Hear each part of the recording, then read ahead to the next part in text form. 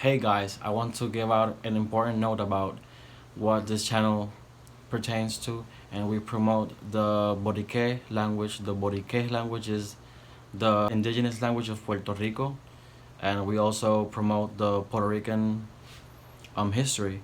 So if you're interested, please give us a thumbs up and subscribe. I want to address some people that are not seeing eye to eye with me in the comment section.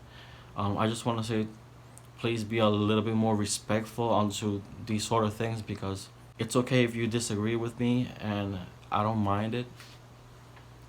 But the thing is that there was, like, for instance, there was like this guy who said, "Oh, but you're only 17% indigenous." Yeah, but I'm not saying that I'm Taíno. I'm not saying that it's impressive that I have 17% indigenous. What is impressive is the difference between the genotype and the phenotypical information that I'm presenting.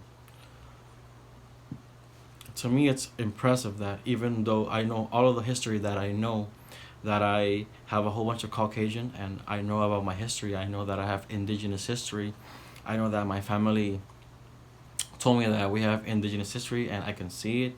There is a straight line of indigenous phenotypical information that goes directly to me, that I am one of the newest generations. And what is most impressive is that even though I have so much Caucasian in me, I still carry the phenotypical information, aka we have the features. I carry the features of the indigenous people of Puerto Rico. I seen indigenous people that are probably 100% indigenous that look kind of like me. So indeed, I can identify with the indigenous people of Puerto Rico. There's about 65% of the population of Puerto Rico that can identify with this heritage that is so important to us, because we're losing it. And I'm going to talk about those comments that might seem a little negative, might seem a little racist, and you don't wanna come off like that. There's a lot of people and a lot of groups that, even though they don't have as much as indigenous as other countries, they still strongly identify with the indigenous people for many reasons. And there's many reasons why we can celebrate the indigenous heritage. It's not only that we carry the blood of the indigenous people. For instance, it says that I'm 17% indigenous, but it can be up to 24%, and that's equivalent. That's equivalent to a grandparent. That's equivalent to a quarter indigenous. The impressive part is that I have so much Caucasian, and I still carry the strong phenotypical information. I have the features. I have, like, I did my investigation. It's not that I don't know. I know I did the investigation. So upon doing the research, I learned that I have the eyelids, the hair. It's kind of indigenous. The skin tone. There's a lot of things like my teeth and other things that make my build indigenous. There's a lot of people that compare it with South Asian build, but I can see the discrepancy. I can see that it looks similar, but it's not the same. When you mix Spanish with indigenous, you kind of get that South Asian look, and that's pretty interesting. And that being said, why do I celebrate indigenous heritage? First of all, it's Boriqueng. Other people that are not from Boriqueng are invading this island, this territory, this this territory. So this territory belongs to the Native Americans. So that's why I celebrate that heritage, because I am from here, and I love the culture. I love the history. I love the language. That's one of the reasons why I celebrate my Taíno heritage. It's not just because um, I have heritage from this island.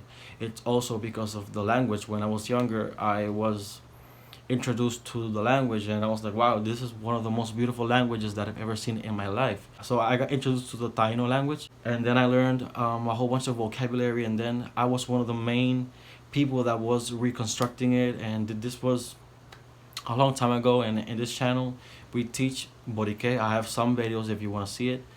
But yeah, that's one of the reasons why I celebrate my Taino heritage so strongly in this channel. So I celebrate my Taino heritage so strongly because we are from here, we are from this island.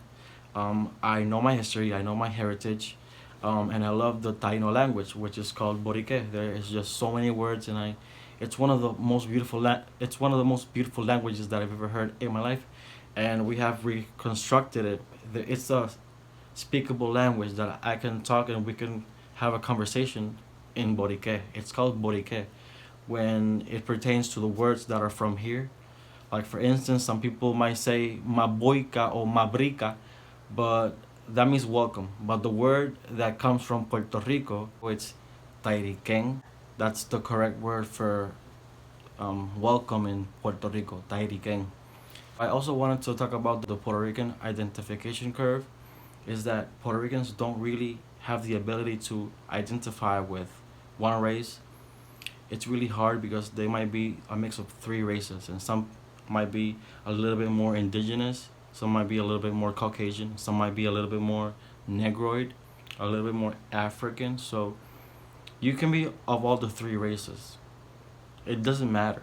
But if you look a little bit more indigenous, then automatically you will be Indiecito. If you look a little bit more African, then you'll be African. If you look a little bit more white, then you'll be Caucasian. That's how it works for Puerto Ricans. We don't have a big chunk of something that we can identify with.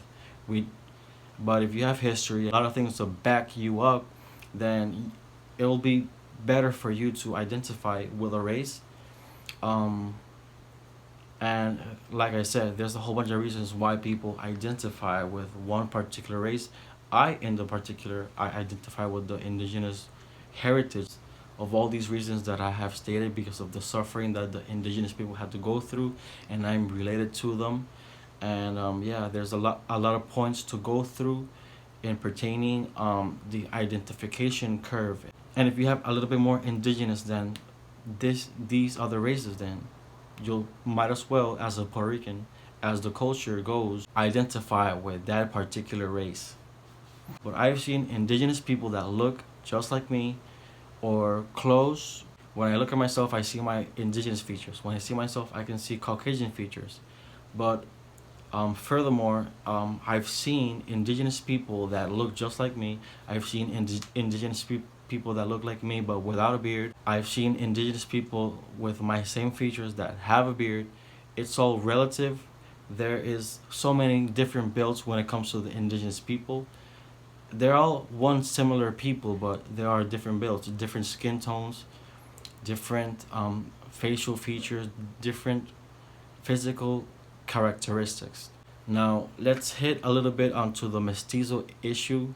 What is a mestizo? A mestizo, by definition, is somebody that is 50% Caucasian and that is 50% indigenous. But back in the day, when the word mestizo used to exist, they didn't have these DNA tests. So when a Spanish guy used to look at a mestizo, they would say, look, that's a mestizo. And I know that I am a quarter indigenous, but technically I am not a mestizo by definition. But back in the day, they didn't have the DNA test. So I say that I have the look of a mestizo. I'm not saying that I am mestizo. I'm saying that I look mestizo, and that's how I identify as a Puerto Rican with all of these complications pertaining to the identification with one race. There is another information that I wanted to share that I think might be pretty important. It has to do with the Puerto Rican mitochondrial DNA. All of the indigenous DNA that is being shared, it comes from the mother, from the mitochondrial DNA. Like for instance, my mom is who is probably giving me all of this indigenous blood, but she looks white.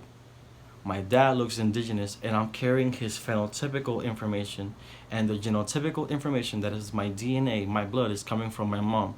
That even though she looks white, she still has a high percentage of indigenous. Because we know our history, we know that we have that indigenous people, and our spoken history in my family. They keep saying that we had like this grandmother that used to be indigenous, and I come from Kubui. Like I said, it means Ku means sacred, Bu means you, E means spirit, your sacred spirit, and that's a barrio here in the mountains, super high elevation. That's where my family comes from, and we've lived there for probably thousands of years, and that's why I celebrate my indigenous heritage, because I know where I come from Sabana Grande, where these people mixed, from Cubuy, from Caravanas, from Caguas, where we know that we have had this indigenous mixture, this mestizaje. Even though I'm not a mestizo, that's just what happens with the phenotypical information. You just never know. I carry strong phenotypical information from the indigenous people. Now that being said, please support my channel. Please give a like. Please subscribe, and you'll support the indigenous language Borique, which is the Taíno language from Puerto Rico.